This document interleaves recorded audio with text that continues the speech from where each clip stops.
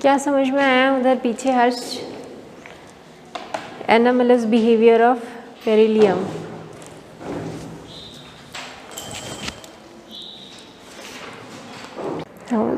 उसकी वजह से उसकी जो प्रॉपर्टीज़ होती हैं वो क्या होती है, डिफरेंट होती है बाकी सारे मेंबर से, ठीक है। तो कल कहाँ तक पढ़े थे हम लोग? कल हम लोग केमिकल प्रॉपर्टीज़ पढ़ रहे थे, है ना। सॉल्यूशन इन लिक्विड अमोनिया तक पढ़ लिया था। यूजेस जो है वो आप खुद से पढ़ लेना कि बेरिलियम का कहाँ यूज़ है, कैल्शियम का कहाँ यूज़ है, वो सब आप पढ़ लेना, ठीक है। हम लोग सीधा आते हैं general characteristics of the compounds of the alkaline earth metals, ठीक है। ये जो कंपाउंड्स बनाते हैं उसकी कैरेक्टरिस्टिक्स क्या हैं।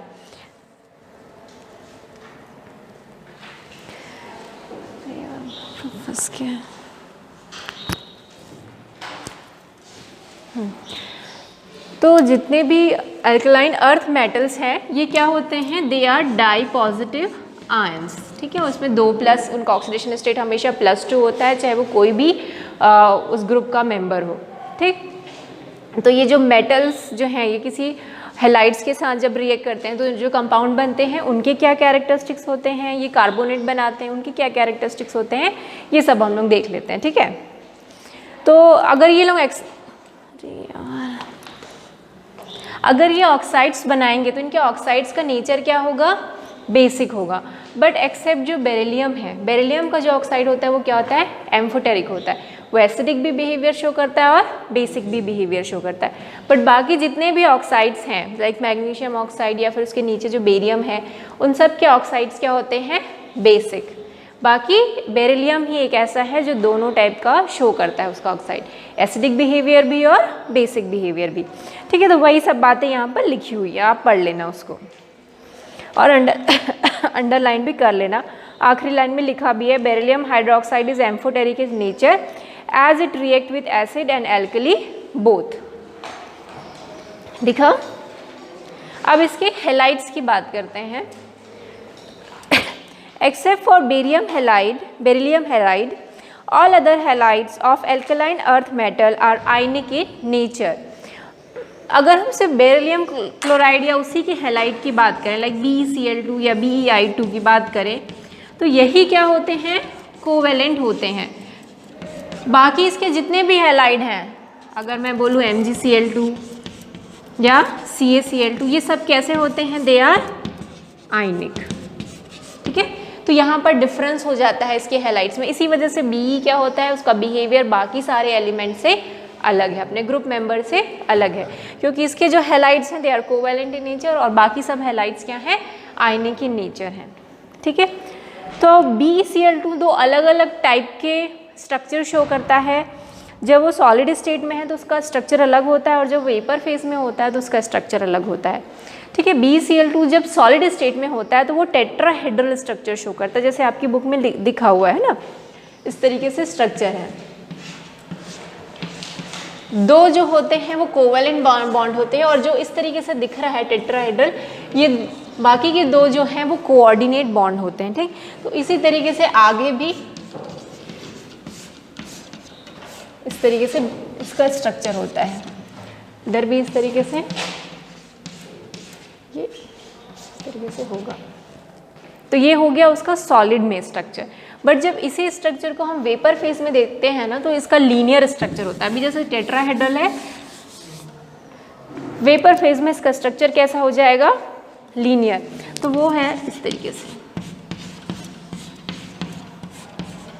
इसमें क्या होगा, 2 Cl के साथ तो coordinate bond simple covalent bond रहेगा और 1 Cl के साथ क्या रहेगा, कोऑर्डिनेट बॉन्ड। तो इस तरीके से उसका स्ट्रक्चर हो जाता है।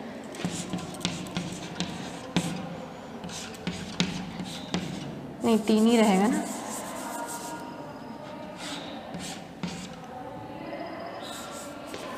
बी के बाद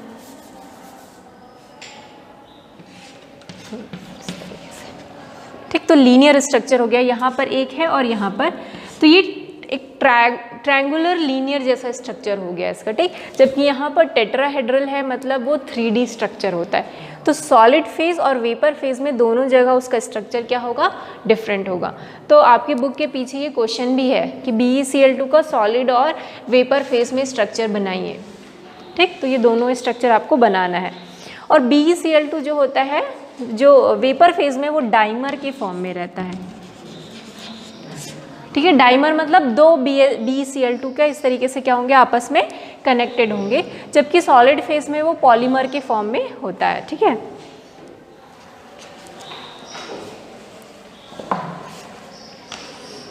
now salt of oxo acids.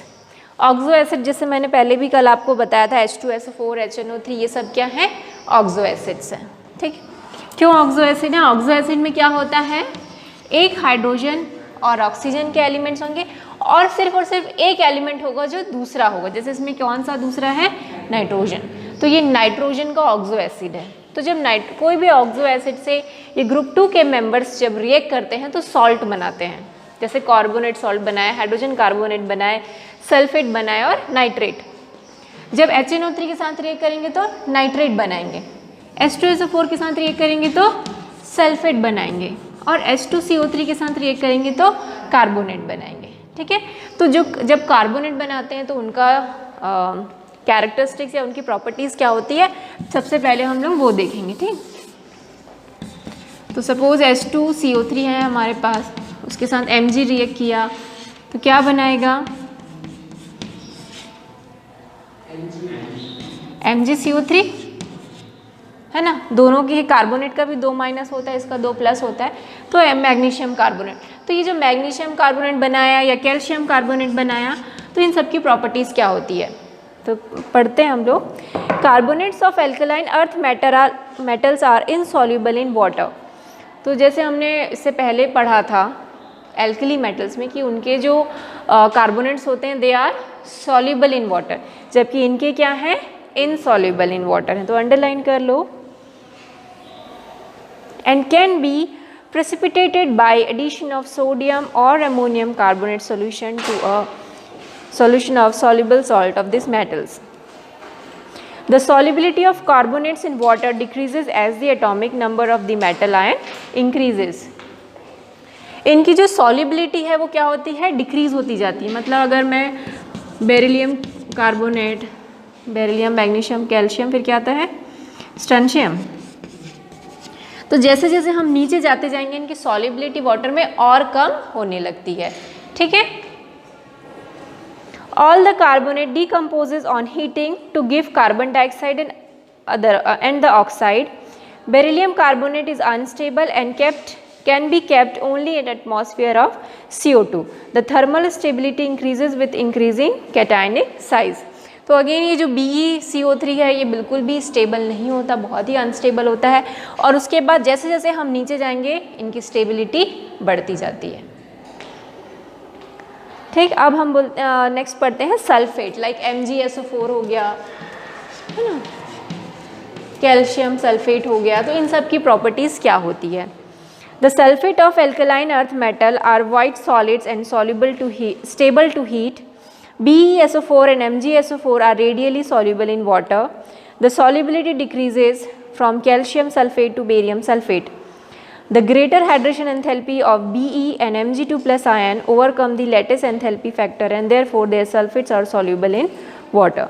So Be2 plus और Mg2 plus ions ही क्या होते हैं, they are soluble in water. बाकी कोई भी जो सल्फेट हैं they are not soluble in water, ठीक। नाइट्रेट्स, नाइट्रेट्स मतलब है ना, MgNO3, Mg2NO3 है, नाइट्रेट तो 1 होता है ना, MgNO3 ट्वाइस, है ना, CaNO3 ट्वाइस। तो जो नाइट्रेट है उनकी क्या प्रॉपर्टीज़ हैं। The nitrates are made by dissolution of carbonate in dilute nitric acid. Magnesium nitrate crystallizes with 6 molecules of water, whereas barium nitrate crystallizes as the anhydrous salt. This again show a decreasing tendency to form hydrates. मतलब ना इनको crystallise कर सकते हो आप, जैसे magnesium जो nitrate है उसको आप क्रिस्टलाइज कर सकते हो, ठीक है। बट बाकी जो है अगर उनको क्रिस्टलाइज करते हो तो उनमें वाटर मॉलिक्यूल्स प्रेजेंट नहीं रहते। All of them decompose on heating to give oxide like lithium nitrate. और उसको गर्म करोगे तो क्या बनाते हैं, वो ऑक्साइड बनाते हैं, नाइट्रोजन डाइऑक्साइड बनाते हैं और ऑक्सीजन। लाइक आप मैग्नीशियम नाइट्रेट को ले लो, आप जब इसको हीट करोगे तो क्या बनेगा, पहला तो ऑक्साइड बनेगा लाइक MgO, फिर क्या बनेगा NO2 और क्या बनेगा ऑक्साइड। ठीक है, अब बैलेंस कर लेना, this is not a balance equation, पर ओवरऑल यही होता है। आप किसी भी नाइट्रेट को जब मैग्नीशियम है या बेरियम है या कैल्शियम नाइट्रेट को गर्म करोगे तो ऑक्साइड मिलेगा, NO2 मिलेगा और ऑक्साइड मिलेगा, simple.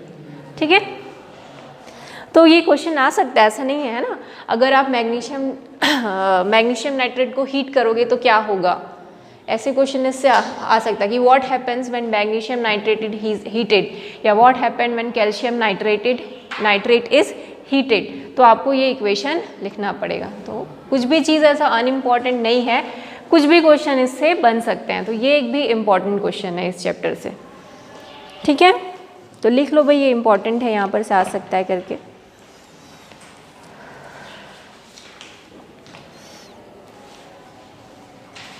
Anomalous behaviour of beryllium. So beryllium का जो बिहेवियर है बाकी सारे ग्रुप मेंबर से अलग है। क्यों है अलग, इसको आप पढ़ लेना। ठीक है, ऐसा कुछ भी डिफ़िकल्ट नहीं है। अच्छा, इसमें सेकेंड पॉइंट थोड़ा डिफ़िकल्ट है। पहला तो ठीक है, बेरिलियम का साइज़ छोटा होता है ना, उसका आयनिक साइज़ और एटॉमिक साइज़ छोटा होता है, इसी वजह से उसकी प्रॉपर्टीज़ अलग हैं। उसकी आयनाइजेशन एंथैल्पी भी ज़्यादा है कंपैरेटिवली नीचे वाले एलिमेंट से। अब दूसरा है वो थोड़ा अलग है। अभी तक आपने कोऑर्डिनेशन नंबर के बारे में नहीं पढ़ा है। Coordination number is a part of class 12। ठीक है, कोऑर्डिनेशन नंबर मीन्स एक जो सेंट्रल एटम है जितने दूसरे एटम से घिरा होता है उसको उसका कोऑर्डिनेशन नंबर बोलते हैं। ठीक है, जैसे कि बुक में होगा क्या,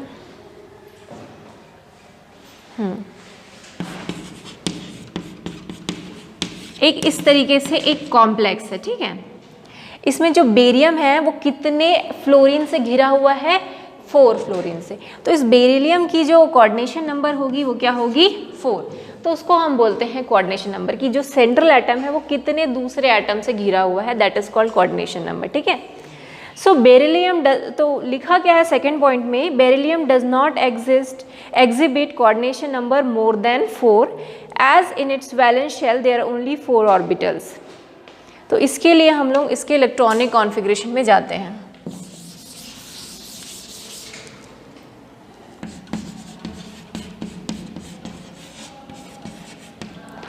क्या होगा इलेक्ट्रॉनिक कॉन्फ़िगरेशन, 2s2 है ना, इसका क्या होगा,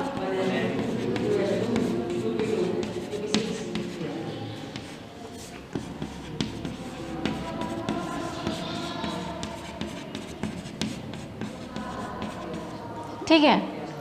अब देखो इस वाले बेरिलियम के पास कितने खाली ऑर्बिटल्स हैं, इसके पास p ऑर्बिटल्स खाली हैं, है कि नहीं, है ना, खाली हैं उसके p ऑर्बिटल्स। तो ये p ऑर्बिटल्स खाली हैं तो मैक्सिमम वो उतने ही जो एटम्स है उसको क्या कर सकता है, एकोमोडेट कर सकता है। तो मैक्सिमम ये 4 ही दूसरे एटम को क्या करेगा, एकोमोडेट करेगा। तो इसकी मैक्सिमम कोऑर्डिनेशन नंबर जो बेरिलियम है वो कितना शो करता है, 4। पर देखो इसके पास बहुत सारा खाली है, p भी है और d भी है ना, 3p और 3d दोनों ही खाली है इसके पास। तो ये अपने कोऑर्डिनेशन नंबर को क्या कर सकता है, एक्सटेंड, कि अरे जो भी एटम आए चलो आ जाओ, तुम भी आ जाओ, मेरे पास खाली d ऑर्बिटल है, तुम भी आ जाओ। तो ये क्या कर सकता है, अपनी कोऑर्डिनेशन नंबर को एक्सटेंड कर सकता है। तो क्योंकि बेरिलियम के पास एम्प्टी ऑर्बिटल्स बहुत ही कम है इसलिए मैक्सिमम 4 कोऑर्डिनेशन नंबर ही दिखाता है, जबकि बाकी इसके पास तो बहुत सारे हैं। इसके पास 3d भी है, इसके पास 4p भी है, इसके पास 4d भी है, फिर f भी आ जाता है, उसके पास तो बहुत सारे ऑर्बिटल्स हैं। तो ये अपने कोऑर्डिनेशन नंबर को क्या कर सकता है, एक्सटेंड कर सकता है। तो यही सेकंड पॉइंट में लिखा हुआ है कि beryllium does not exhibit coordination number more than 4 as in its valence shell there are only 4 orbitals. The remaining members of the group can have a coordination number of 6 by making use of d orbital. क्योंकि सबके पास d orbitals हैं तो ये अपने d orbital का भी use करके अपना कोऑर्डिनेशन नंबर बढ़ा सकते हैं। ठीक है, फिर नेक्स्ट थर्ड पॉइंट है, the oxide and hydroxide of beryllium are amphoteric in nature. Beryllium के जो ऑक्साइड है और हाइड्रोक्साइड एम्फोटेरिक है, जबकि बाकी मैग्नीशियम कैल्शियम इसके ऑक्साइड पक्के बेसिक्स हैं। ठीक है, समझ में आ गया। अब ये जो बेरिलियम है वो मैग्नीशियम के साथ, सॉरी एल्यूमिनियम के साथ इसका क्या है, डायगोनल रिलेशनशिप है। बेरिलियम और एल्यूमिनियम की प्रॉपर्टीज़ ऑलमोस्ट क्या है, सिमिलर है, तो इसको हम लोग बोलते हैं डायगोनल प्रॉपर्टीज़, है ना, डायगोनल रिलेशनशिप। किस तरीके से, जैसे एल्यूमिनियम का भी ऑक्साइड एम्फोटेरिक होता है ना, याद है हमने 10 में पढ़ा था, एल्यूमिनियम का एकदम बेस्ट एग्जाम्पल था कि एल्यूमिनियम का ऑक्साइड क्या है, एम्फोटेरिक है। तो बेरिलियम का भी ऑक्साइड क्या है, एम्फोटेरिक है। तो ये उनमें दोनों में सिमिलैरिटी हो गई। दोनों का जो साइज़ है, एटॉमिक साइज़, आयनिक साइज़ ऑलमोस्ट क्या होता है, इक्वल होता है। दोनों के पास जो है दोनों के ही बेरिलियम और एल्यूमिनियम दोनों ही एसिड से अटैक नहीं होते हैं ना। अगर उनके ऊपर एसिड का रिएक्शन कराओ तो जल्दी ही एसिड से वो डीके नहीं होते हैं, क्योंकि उनके ऊपर क्या होती है, एल्यूमिनियम ऑक्साइड की एक परत जम जाती है।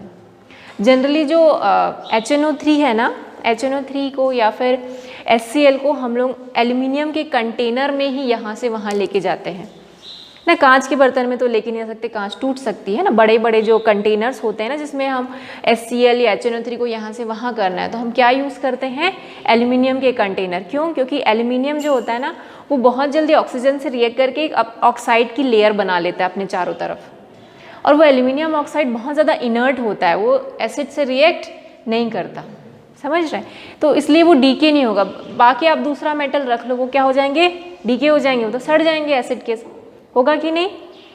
आप आयरन में ही देख लो, आयरन में एसिड डाल के देखना, वो तुरंत सड़ जाएगा, ठीक है। तो वो ख़राब हो जाते हैं, डीके हो जाते हैं, क्योंकि वो रिएक्ट कर लेते हैं एसिड के साथ। पर एल्यूमिनियम नहीं करता है, वैसे ही बेरिलियम भी नहीं करता है। क्यों, क्योंकि वो ऑक्साइड की एक लेयर बना लेता है, एक प्रोटेक्टिव लेयर, ठीक। तो ये क्वेश्चन भी इम्पॉर्टेंट है, पीछे दिया हुआ है।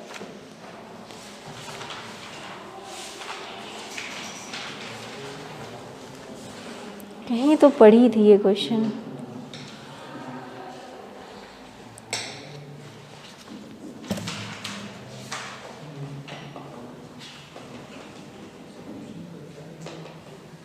देखना पड़ेगा।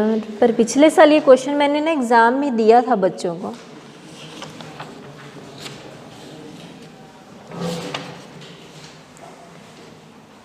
पिछले साल का अलग, मैं 11th का पेपर आप लोगों को सेंड करूँगी, उसमें ये क्वेश्चन मैंने दिया था, शायद यूनिट 11 में है ये क्वेश्चन।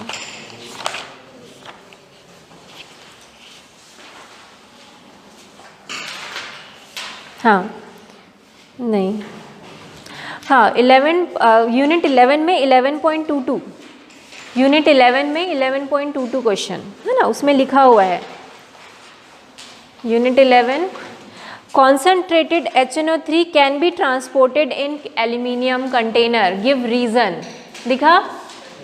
तो उसका रीज़न जैसे जो मैंने बताया अभी वही रीज़न है, ठीक है। तो समझ में आए। तो इस टाइप के गिव रीज़न वाले क्वेश्चन भी बन सकते हैं इससे। अब हम नेक्स्ट डायगोनल रिलेशनशिप पढ़ते हैं, मिल गया। Beryllium hydroxide dissolves in excess of alkali to give a berylate ion just as aluminum hydroxide. The chlorides of both beryllium and aluminium have chloride bridged chloride structure in vapor phase. Both the chlorides are soluble in organic solvent and are strong Lewis acid. They are used as a Friedel-Crafts catalyst. दोनों के ही जो chloride हैं, चाहे वो beryllium chloride हो या फिर aluminium chloride हो, ये दोनों लुईस एसिड की तरह एक्ट करते हैं। लुईस एसिड क्या होते हैं, दे कैन एक्सेप्ट इलेक्ट्रॉन्स, इनके पास इलेक्ट्रॉन्स की क्या होती है, डेफिशिएंसी। तो ये दोनों लुईस एसिड की तरह बिहेव करते हैं। दोनों का ही यूज़ हम फ्रीडल-क्राफ्ट रिएक्शन में एज अ कैटलिस्ट यूज़ कर सकते हैं, ठीक है। लास्ट है beryllium and aluminium ion have strong tendency to form complex, और ये कॉम्प्लेक्स आयन बनाते हैं, जैसे कि BeF4 2-, AlF6 3-, तो ये कॉम्प्लेक्स आयन है, ठीक। तो ये इस तरीके से बेरिलियम और एल्यूमिनियम की प्रॉपर्टीज़ आपस में मिलती है, जिसको हम लोग क्या बोलते हैं, डायगोनल रिलेशनशिप।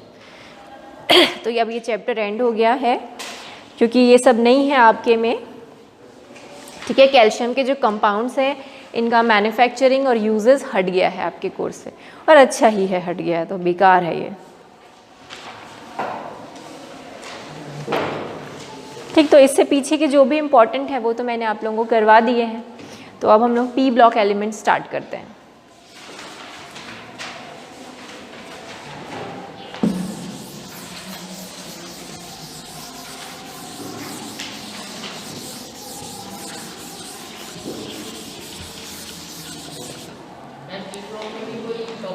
हाँ हटा है ना, बता दें पहले क्या क्या हटा है।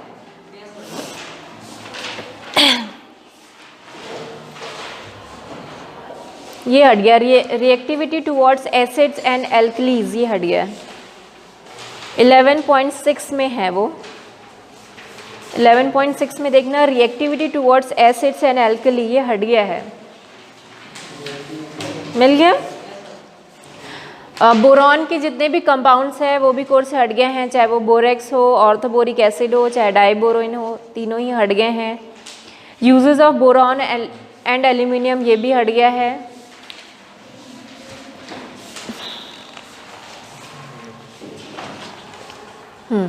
फिर यूजेस ऑफ कार्बन,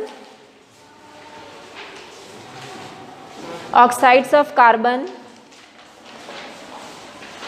और सिलिकॉन के भी जो ऑक्साइड हैं, सिलिकॉन डाइऑक्साइड, सिलिकॉन्स, ये भी हट गया है कोर्स से। सिलिकेट्स, जियोलाइट्स, ये भी हट गया है कोर्स से।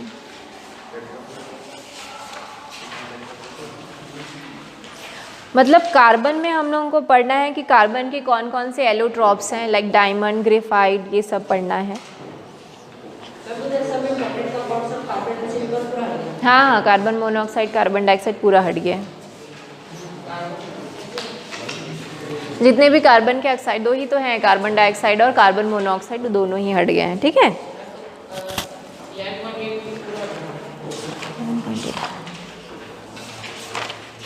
हाँ 11.8 पूरा ही हट गया है। Silicon dioxide, silicones, silicates, zeolites, ये सब हट गए हैं, 11.8 पूरा ही हट गया है। चलो अब हम लोग स्टार्ट करते हैं unit 11, the P block elements. ठीक है, सो पी ब्लॉक एलिमेंट्स में क्या होता है, जो लास्ट इलेक्ट्रॉन्स जाते हैं वो कहाँ जाते हैं, पी ऑर्बिटल में। ठीक, तो इनका जनरल इलेक्ट्रॉनिक कॉन्फ़िगरेशन होता है ns2np126, मतलब p में एक इलेक्ट्रॉन से 6 इलेक्ट्रॉन तक कुछ भी हो सकते हैं। इसी वजह से जो p ब्लॉक है उसमें कितने हैं, 6 ग्रुप्स होते हैं। पहला ग्रुप में क्या होगा, ns2np1 है ना, दूसरा ग्रुप क्या हो जाएगा इसका, ns2np2, ऐसे करके टोटल कितने हो जाते हैं, 6 ग्रुप। तो ये तुम्हारा 13 है ग्रुप नंबर, ये है ग्रुप नंबर 14, उसके बाद क्या आते हैं 15, 16, 17 और लास्ट वाला 18, जिसमें क्या होगा ns2np6। ठीक है, तो अभी हम लोग इस 11th क्लास में हम लोग ग्रुप नंबर 13 और 14 के ही पूरा उसका प्रॉपर्टीज़, केमिकल और फिजिकल प्रॉपर्टीज़ पढ़ने वाले हैं। बाकी 15 से लेकर 18 जो है it is part of class 12। ठीक है, तो अभी हम लोग बोरॉन फैमिली और कार्बन फैमिली के बारे में ही पढ़ेंगे। तो पहले तो इस पी ब्लॉक एलिमेंट्स का जनरल इंट्रोडक्शन है आपकी बुक में। ठीक है, पढ़ो तो पढ़ो, चलो क्या लिखा है। In p block elements, the last electron enter the outermost p orbital. As we know that the number of p orbitals is 3 and therefore the maximum number of electrons that can be accommodated in a set of p orbitals is 6. Consequently, there are 6 groups of p block elements in the periodic table, numbering from 13 to 18. Boron, carbon, nitrogen, oxygen, fluorine and helium had the groups. Their valence shell electronic configuration is ns2np126 except for helium. The inner core of the electronic configuration may however differ. The difference in inner core of elements greatly influences their physical properties. Underline कर लो इसको, sit down. देखो इनके inner core जो है, inner core मतलब जो अंदर के ऑर्बिटल्स हैं उनमें क्या हो सकती है, अलग अलग हो सकते हैं इनर कोर ऑर्बिटल्स। ठीक है, और इनके इनर कोर ऑर्बिटल्स के अलग अलग होने की वजह से ही इनकी फिजिकल प्रॉपर्टीज़ अलग अलग होती है। जैसे आप पी ब्लॉक में ना हर टाइप के एलिमेंट्स देखोगे, कुछ मेटल्स हैं, कुछ मेटलॉइड्स हैं और कुछ नॉन मेटल है, जस्ट बिकॉज कि उनके इनर कोर का जो कॉन्फ़िगरेशन है वो अलग अलग है। इनर कोर मतलब अंदर के ऑर्बिटल्स। ठीक है, जैसे अगर मैं बोलूँ तो यहाँ पर क्या होता है, न्यूक्लियस, न्यूक्लियस के बाद ऐसे बहुत सारे ऑर्बिटल्स होंगे और लास्ट वाला ऑर्बिटल क्या होगा, वैलेंस शेल, है ना। तो वैलेंस शेल को छोड़ के अंदर का जो भी पार्ट है ना उसको इनर कोर बोलते हैं, ठीक है। सो इनर कोर में सबका अलग अलग होता है ग्रुप 13, 14, जिसकी वजह से अलग अलग फिजिकल प्रॉपर्टीज़ वाले एलिमेंट्स हैं। इसमें बहुत वैरायटी है, कुछ मेटल्स हैं, कुछ मेटलॉइड्स हैं और कुछ नॉन मेटल्स हैं। जनरली इसमें नॉन मेटल्स ज़्यादा हैं, लाइक ग्रुप 17 तो पूरा नॉन मेटल है, ग्रुप 18 भी पूरा नॉन मेटल है, ग्रुप 16 में ऑक्सीजन फैमिली है, वो भी पूरा नॉन मेटल है, फिर 15 में नाइट्रोजन फैमिली है, वो भी नॉन मेटल है ना। 14 में कार्बन नॉन मेटल है, पर उसके नीचे 1-2 मेटलॉइड्स भी मिलते हैं। तो बहुत सारी वैरायटी है इसमें, जस्ट बिकॉज क्योंकि इनर कोर का इनका कॉन्फ़िगरेशन अलग अलग है। Consequently, a lot of variation in properties of elements in a group of p block is observed. The maximum oxidation state shown by p block element is equal to the total number of valence electrons. अब इनके oxidation state की बात करें तो maximum oxidation state क्या होता है, जो इनके वैलेंस इलेक्ट्रॉन है उनका सम। जैसे अगर मैं ग्रुप 13 की बात करूं तो इस केस में मैक्सिमम ऑक्सीडेशन स्टेट क्या होगा, 3, है ना। वैलेंस में कितने हैं, यहाँ 2, यहाँ 1, तो टोटल कितने हो गए, 3। वैसे इसमें कितना होगा, ठीक है, +3 +4 फिर आगे +5 +6 +7 और +8। तो मैक्सिमम जो ऑक्सीडेशन स्टेट है वो क्या होता है, plus summation of all the electrons of the valence shell, ठीक। सो अंडरलाइन कर लो इन, और इसी को ही हम बोलते हैं ग्रुप ऑक्सीडेशन। इसी को हम क्या बोलते हैं, ग्रुप ऑक्सीडेशन।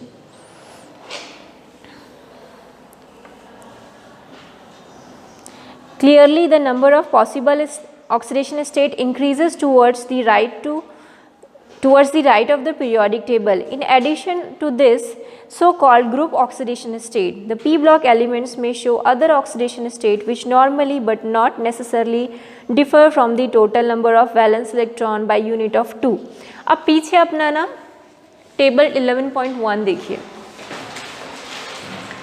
आप देखोगे जो 13 ग्रुप मेंबर्स हैं उनका ग्रुप ऑक्सीडेशन स्टेट जो है वो क्या है, +3।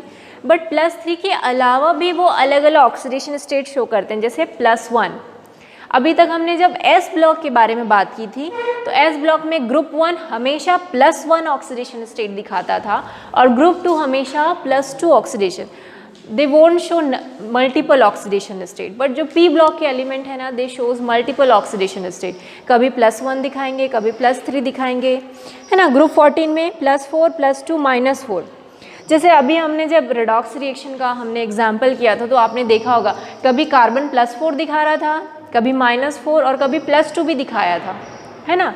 अलग अलग ऑक्सीडेशन स्टेट शो कर रहा था। सो P ब्लॉक के element different oxidation state show करते हैं। वैसे ही ग्रुप 15, 16, 17, 18 में भी आप देखोगे अलग अलग ऑक्सीडेशन स्टेट है कि नहीं। पर कुछ कुछ जगह आप देखना, जैसे ग्रुप 13 +3 भी दिखाता है और +1 भी दिखाता है। यहाँ कितने का डिफरेंस है, 2 का डिफरेंस है ना। वैसे ही ग्रुप 14 में +4 भी दिखाता है और +2, 2 का डिफरेंस है। सिमिलरली ग्रुप 15 में भी देखो +5 और +3, 2 का डिफरेंस है ना। +6 और +4 ग्रुप 16 में, +7 +5 ग्रुप 18 में, +8 +6। तो ये 2 का डिफरेंस आ कहाँ से रहा है, ये 2 का डिफरेंस आ रहा है NS2 से। ये 2 S के जो इलेक्ट्रॉन्स हैं ना, जो आउटर मोस्ट शेल में जो S है उसके इलेक्ट्रॉन्स हैं ना, कभी कभी बोलते हैं हम पार्टिसिपेट नहीं करेंगे इस केमिकल रिएक्शन में, तो वो ये 2 इलेक्ट्रॉन कम हो जाते हैं। इसका रीज़न क्या है, इसको हम बोलते हैं इनर्ट पेयर इफेक्ट। क्या बोलते हैं, इनर्ट पेयर इफेक्ट में क्या होता है, जो आउटर मोस्ट S ऑर्बिटल है उसके जो इलेक्ट्रॉन्स हैं वो पार्टिसिपेट नहीं करते हैं ऑक्सीडेशन स्टेट में, क्योंकि जो आपको मैंने पहले ही बताया था जो S ऑर्बिटल होता है ना वो काफ़ी न्यूक्लियस से क्या होता है, काफ़ी अट्रैक्टेड होता है। न्यूक्लियस का इफेक्टिव न्यूक्लियर चार्ज उस पर काफ़ी ज़्यादा होता है, ठीक है, वो ज़्यादा डिफ्यूज़ नहीं होता, तो वो न्यूक्लियस से ज़्यादा बॉन्डेड रहता है। इसी वजह से ये जो इलेक्ट्रॉन्स हैं वो लीव नहीं करते हैं एटम्स को और ये पार्टिसिपेट नहीं करते हैं, तो ये इनर्ट जैसा बिहेव करते हैं और ये हमेशा पेयर में ऐसा बिहेव करते हैं। दोनों के दोनों ही मना कर देते हैं, कोई एक नहीं, कैसा नहीं कि एक ने बोला कि हाँ मैं कर लेता हूँ, ऐसा नहीं। तो इसलिए हमेशा पेयर में ये इफेक्ट होता है, इसलिए इसको हम क्या बोलते हैं, इनर्ट पेयर इफेक्ट, ठीक है। क्या हो रहा है इसमें, जो आउटर मोस्ट शेल का s इलेक्ट्रॉन्स है वो पार्टिसिपेट नहीं कर रहा है केमिकल रिएक्शन में because of the inert pair effect. ठीक है, तो ये चीज़ें लिखी हुई है आपकी बुक में भी, है ना, पीछे देखोगे तो अंडरलाइन आप कर लेना।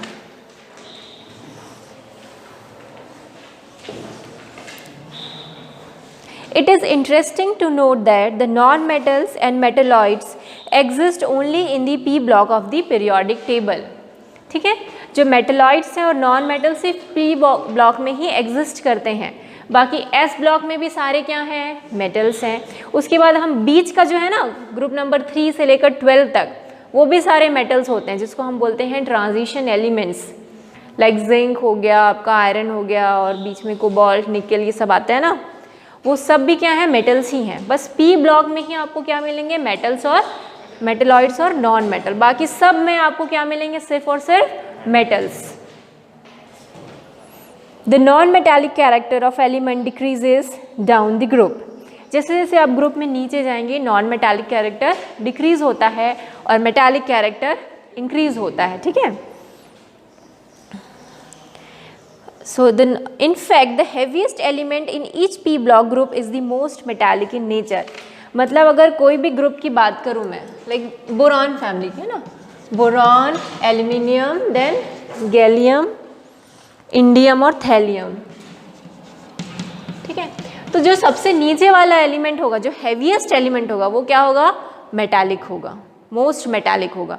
ये लोग भी मेटालिक है, ये तो तुम्हारा मेटलॉइड है, दोनों के दोनों क्या है, मेटलॉइड्स हैं, पर ये तुम्हारा सबसे ज़्यादा क्या होगा, मोस्ट मेटालिक होगा। ठीक, वैसे ही कार्बन फैमिली की भी बात करें, so carbon, silicon, then germanium, tin, lead. ठीक, इसमें भी वैसे ही होगा, जैसे जैसे नीचे जाएंगे मेटालिक कैरेक्टर बढ़ता जाएगा।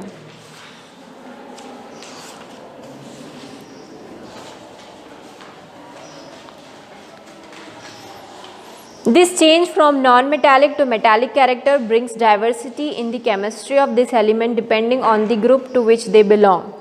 In general, non-metals have higher ionization enthalpy and higher electronegativity than metals. जितने भी non-metals होते हैं उनकी ionization enthalpy बहुत ज़्यादा होती है, मतलब it is very difficult to remove an electron from the non-metal। क्यों? Because their tendency to gain electron, they are electronegative in nature, they are not electropositive, that's why they have high ionization enthalpy and very high negative electron gain enthalpy।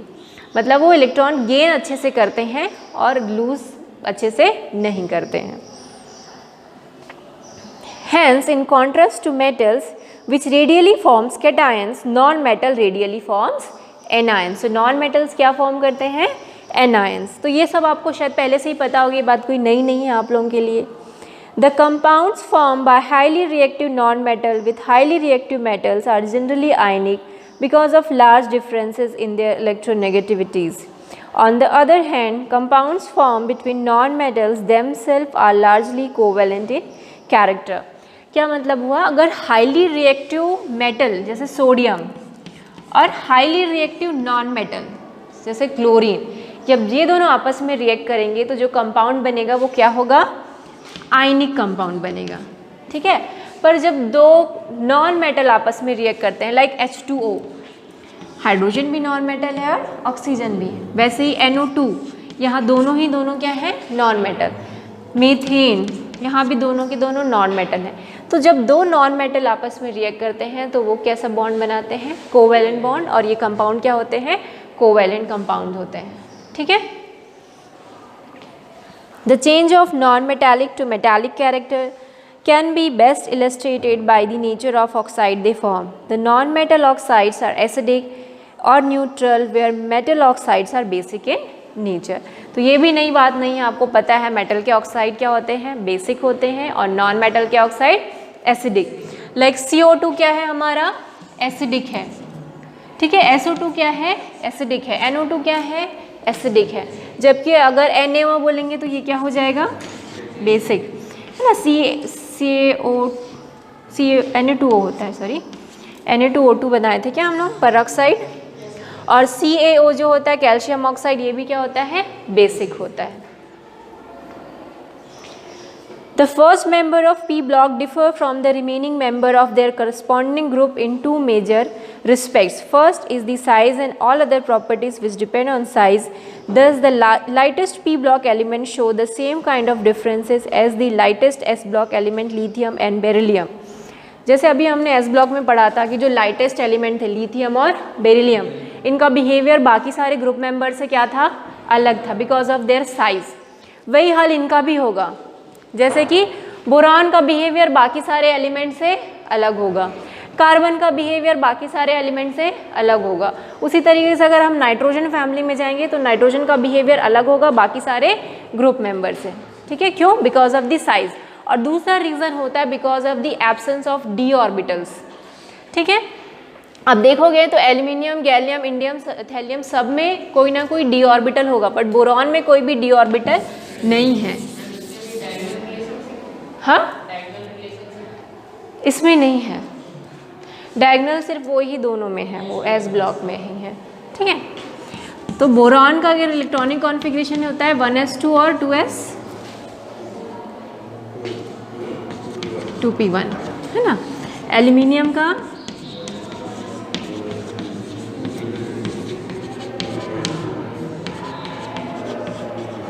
है ना। तो देखो अब 2 में कोई p orbital होते नहीं है, d ऑर्बिटल, सॉरी 2 में d ऑर्बिटल होते ही नहीं है। अब सीधा कौन सा आएगा, 3s, तो थर्ड शेल तो है ही नहीं इसके पास, 2 ही शेल्स है। पर देखो इसके पास थर्ड शेल है, और थर्ड शेल में कौन सा ऑर्बिटल भी होता है, d ऑर्बिटल भी होता है, तो उसके पास एम्प्टी d ऑर्बिटल है। वैसे नीचे के भी सारे जितने भी एलिमेंट्स हैं सबके पास क्या होगा, एम्प्टी d ऑर्बिटल्स। सो इनके पास एम्प्टी d ऑर्बिटल्स होते हैं, that's why they can extend their coordination number, but boron can not extend their coordination number because of the absence of d orbitals. So यही reason है कि जो boron हो, चाहे carbon हो, चाहे नाइट्रोजन हो, उनका बिहेवियर बाकी सारे एलिमेंट से अलग होता है, ठीक है। तो बाकी का जो है वो हम लोग अगली क्लास में पढ़ेंगे।